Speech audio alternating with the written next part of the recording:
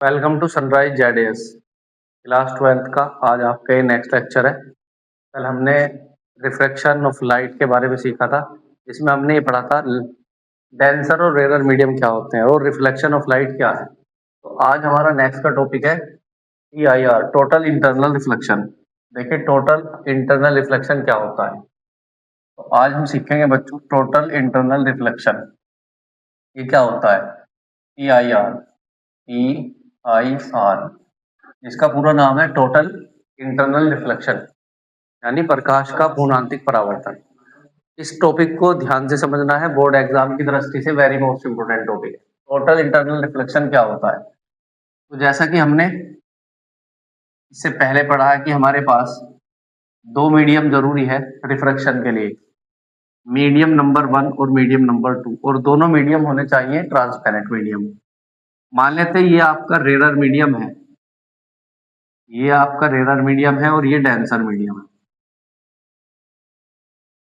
जैसा कि आपने इससे पहले भी सीखा है, डेंसर मीडियम में लाइट की स्पीड जो है वो क्या होती है, कम होती है, जबकि रेयर मीडियम में लाइट की स्पीड ज्यादा होती है। तो टोटल इंटरनल रिफ्लेक्शन में रिफ्लेक्शन का मतलब क्या होता है कि प्रकाश का अपने मीडियम में वापस लौटना। यहाँ रिफ्रैक्शन के साथ में रिफ्लेक्शन जुड़ा है, तो इसे समझने के लिए देखिएगा, मान लो हमारे पास ही कोई ऑब्जेक्ट है, इससे हमने ये अपनी बाउंड्री लाइन है जो दोनों मीडियम को अलग अलग डिफाइन करती है। इस ऑब्जेक्ट से एक लाइट रे हम इस पे नॉर्मल इंसिडेंट कराते हैं, और जो लाइट रे किसी सरफेस यानी बाउंड्री लाइन पे नॉर्मली स्ट्राइक करती है वो सीधी बिना बेंड हुए ऐसे निकल जाती है। ठीक, ये अपने बिना डेविएट्स हुए सीधी पार निकल जाती है। तो टोटल इंटरनल रिफ्लेक्शन के लिए पहली कंडीशन तो ये है कि लाइट जो है वो डेंसर मीडियम से रेयर मीडियम में ट्रांसफर होनी चाहिए। अब हम इस लाइट रे को इसी ऑब्जेक्ट से एक लाइट रे दूसरी लेके जाएंगे इसी एंगल पे। तो देखिए यहाँ स्ट्राइक की है, इसका पॉइंट ऑफ इंसिडेंस ये है। अब हमने यहाँ लिया नॉर्मल, ये लिया हमने नॉर्मल, तो यहाँ इसने एंगल जनरेट किया आई, जिसको हम कहेंगे एंगल ऑफ इंसिडेंस। क्योंकि ये डेंसर मीडियम है और ये रेयर मीडियम है, हमें पता है जब कोई लाइट रे डेंसर मीडियम से रेयर मीडियम में जाती है तो नॉर्मल से अवे हो जाती है, नॉर्मल से दूर की तरफ जाती है। तो ये एंगल हमारा बन गया एंगल आर। यदि हम एंगल ऑफ इंसिडेंस को और थोड़ा सा बढ़ा दें तो एंगल ऑफ रिफ्रैक्शन क्या हो जाता है, बढ़ जाता है। तो देखिएगा, मान लेते हैं हम इसे एंगल ऑफ इंसिडेंस को पहले की कंपैरिजन में और बढ़ा देते हैं। ये हमारा नॉर्मल है,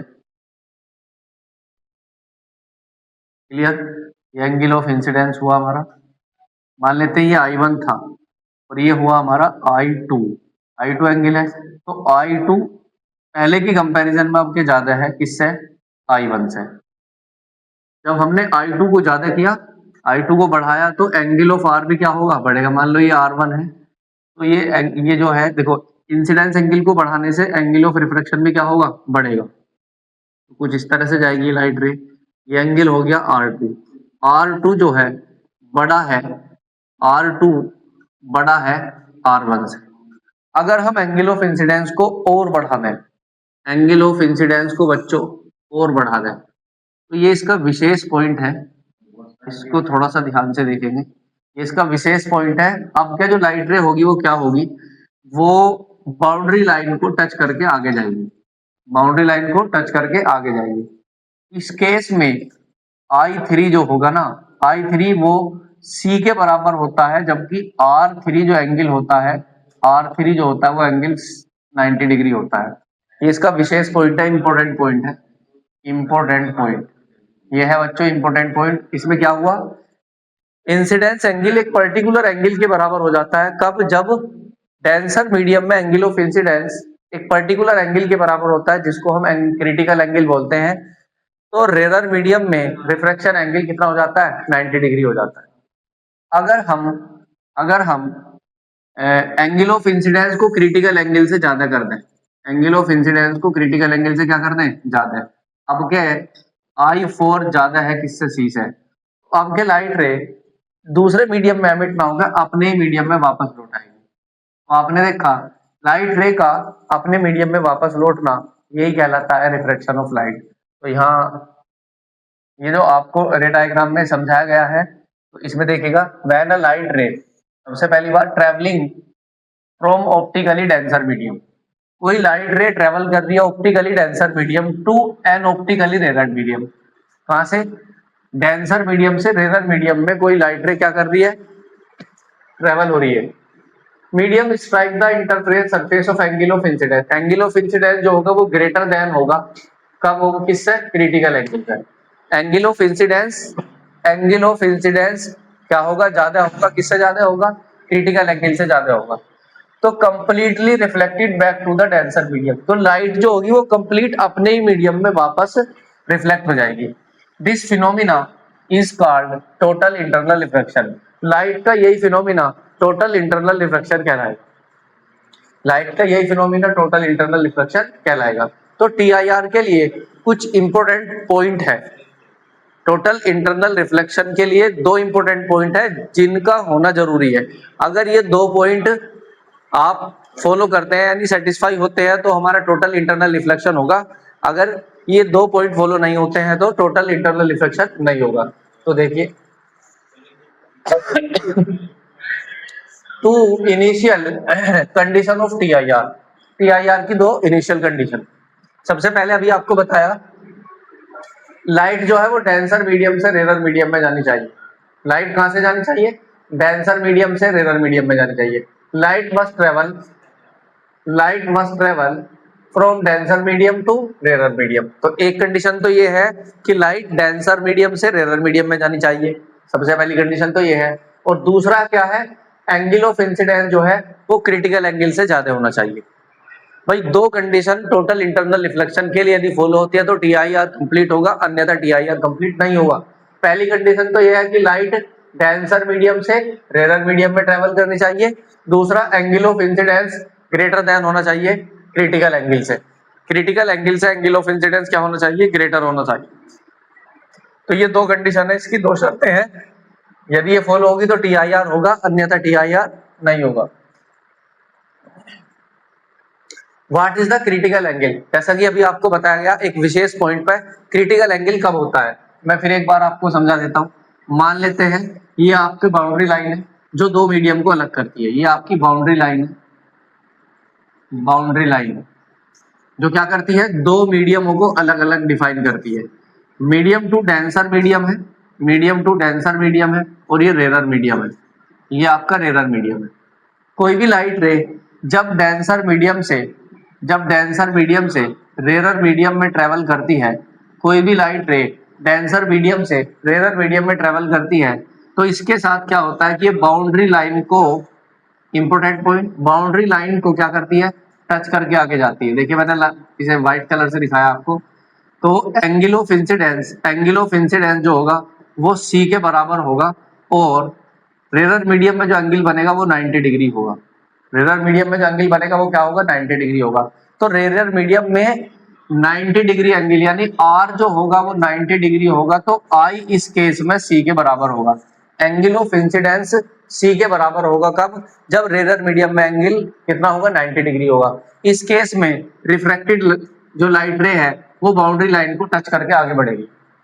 तो इसी इसी एंगल ऑफ इंसिडेंस को हम क्रिटिकल एंगल कहते हैं।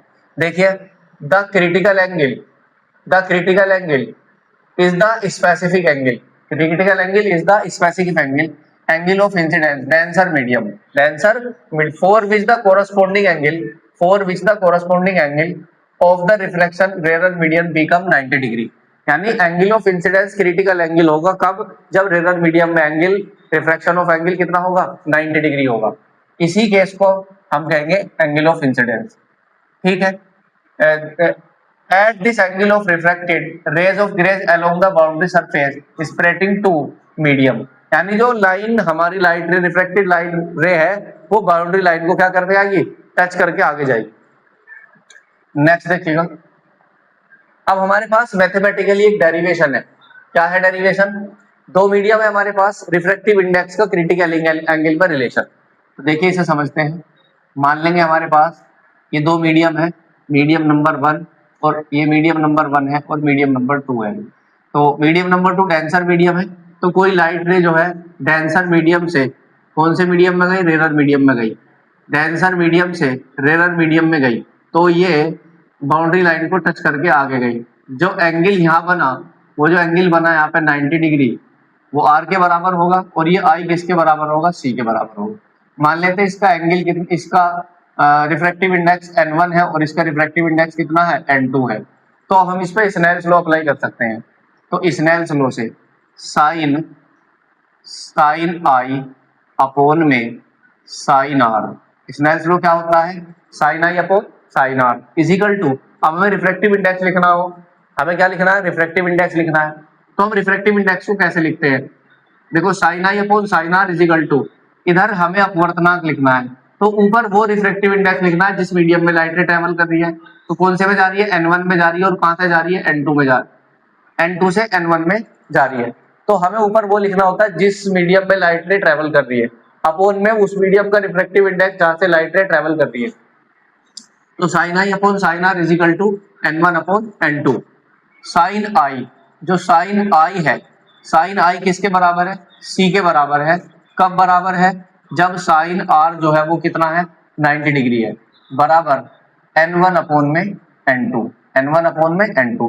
और n1 अपॉन n2 को हम क्या लिखेंगे, हम लिखेंगे इसे 2n1, क्या लिखेंगे इसे, 2n1। साइन 90 डिग्री किसके बराबर होता है, 1 के बराबर होता है। तो साइन सी अपॉन में 1 बराबर 2n1, 2n1। दूसरे मीडियम, फर्स्ट मीडियम का refractive index with respect to medium 2। तो जबकि हमें लाइट रे जो है वो मीडियम 2 से 1 में ट्रेवल कर रही है, हमें डेंसर मीडियम का रिफ्रैक्टिव इंडेक्स पढ़ना है। तो हमने कल एक फॉर्मूला पढ़ा था reversibility of principle, 1n2 is equal to होता है 1 अपॉन में 2n1, 1 अपॉन में 2n1। तो 1n2 इजिकल टू हो जाएगा 1 अपॉन में sine c, 1 upon sine c. तो ये फॉर्मूला है हमारा, किसमें किसमें रिलेशन है, क्रिटिकल एंगल और रिफ्रैक्टिव इंडेक्स में relation between two refractive index and critical angle, n is equal to 1 upon में साइन सी, जैसा कि यहाँ आपको दिखाया गया। According to Snell's law, when a light ray goes from medium 1 denser medium to refractive index n1 and medium to refractive index of n2, n1 sin i बराबर n2 sin r, i c के बराबर होगा, तो r जो होगा वो 90 degree होगा, n1 sin i c बराबर sin 90 degree, sin i c बराबर ये 1 हो गया, sin i c बराबर n2 अपॉन n1, इसका उल्टा हो जाएगा कितना, n is equal to 1 upon में sin c। तो ये रिलेशन है, इसमें क्रिटिकल एंगल और रिफ्रैक्टिव इंडेक्स में रिलेशन, ठीक है ना। चलिए नेक्स्ट पेज पे, की एप्लीकेशन ऑफ टीआईआर। तो टीआईआर के कुछ एप्लीकेशन है, जैसे ऑप्टिकल फाइबर है अपना, और डायमंड का चमकना है, क्लियर है, और मिराज है, और टोटल इंटरनल रिफ्लेक्शन यानी प्रिज्म है। तो ये चार इसके क्या है, एप्लीकेशन है, तो आप इनके बारे में पढ़ सकते हैं, क्लियर है। तो आप समझ पाए होंगे टीआईआर का ये टॉपिक। आज की क्लास में इतना ही, ठीक, मिलते हैं आपसे कल इससे नेक्स्ट की वीडियो। Thank you.